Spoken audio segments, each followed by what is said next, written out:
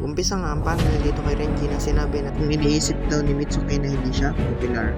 Kaantay nga daw itong si Renji na magsalita itong si Mitsuki at hindi niya nga daw inakala na ganun daw ang sasabihin nito sa kanya. Sumagot naman itong si Mitsuki at sinabi kay Renji kung natamaan ba daw yun niya ang pride nito. Sabi pa nga ni Mitsuki kung babae lang daw siya ay hindi niya daw talaga gusto itong si Renji. At patuloy pa nga din inaasar ni Mitsuki itong si Renji na ay kinagalit naman itong si Renji.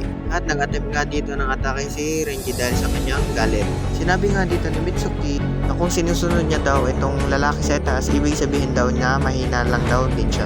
Sumagot nga itong si Renji at sinabi na wag daw siyang patawanin. Sinabi niya nga na hindi niya daw sinusunod ang order nito dahil pinapahiram niya nga lang daw ang kanyang mga kamay. Kaya magagawa niya kung ano man ang kanyang gawin. Dahil nga daw ay malakas daw siya. Patawnaw nga dito si Mitsuki at sinabi na hindi ba daw ito ina-apply sa kanilang team. Natulad daw ng isang palaka na nasa ilalim ng balon. O baka nga daw hindi pa maikumpara ang palaka dito kay Renji. Dagdag pa nga nito na sa katunayan nga lang daw ay mas maliit pa nga daw itong si Renji. At hindi nga daw makatama itong si Renji dito kay Mitsuki. At tumatake nga itong si Renji. At nag-counter nga itong si Mitsuki. Tinamaan nga dito ng sampal itong si Renji. Sabi nga dito ni Renji na hindi daw epekto ang napakaliit na sampal sa kanya. At biglang ang bumagsak dito si Renji sa hindi inaasahan. Pasabi na nga lang dito si Renji na ano ba daw nangyayari sa kanya at hindi siya makagalaw. Sabi naman dito ni Mitsuki na hindi porket na wala siyang lakas ay hindi niya kayang talunin itong si Renji. Sabi nga dito ni Mitsuki na ito na daw itong si Renji sa pagmamayabang. Na ipinanganak nga daw siya na mayroong kaunting swerte lang. At parang ang nilockdown dito ni Mitsuki si Renji.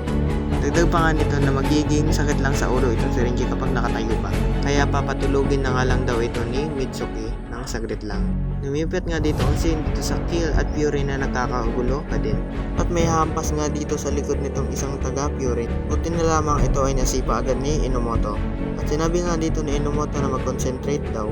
At may aatake nga dito sa likod ni Inomoto na agad naman niya itong napatumba. Pinakita nga dito sa sumunod na panel na nakikipaglaban itong isang lalaki. At susuntok na nga itong kanyang kalaban. Buti na lamang ay napigilan ito ni Kusumi at ito ay kanyang binalibag. Sabi nga nitong isang lalaki na mag-ingat daw itong si Takanashi. May sabi naman ni Takanashi na kaya niya daw kanyang sarili. Sabi pa nga nito na dalawa lang daw yung second year nila na napakalakas na daw. At ginugulpi na nga lang nito ang mga taga-kill. Sabi nga nitong isang lalaki na hindi daw sila pwedeng maging pabaya. At meron ng mga pas dito kay Takanashi. Buti na lamang ito ay nasipa nitong si Sakura. At nagpasalamat nga itong si Takanashi dito kay Sakura.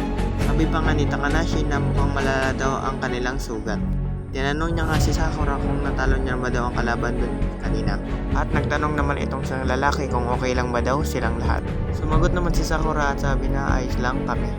Dumating nga din dito si Taiga at sinabi na natalo na din daw niya ang kalaban. At pati nga daw din itong si Mitsuki. At pati nga din daw itong si Shigeshita ay ayos lang naman daw. At meron na nga lang daw isang natitira pa. Sinabi nga dito ni Sakura na kung kailangan daw nilang tulong ay nandyan daw talaga siya.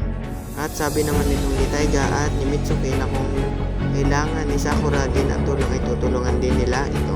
At umalis na nga sila. Nagtaka nga itong si Sakura dahil may bigla na lang natumpas sa kanyang harapan. Sa huling panel nga ay pinakita dito na naglalakad itong si Suwo na seryoso ang kanyang upa. Hanggang dito lang ang chapter na to guys, kaya kung gusto nyo pa ng mga ganitong content, please subscribe lang.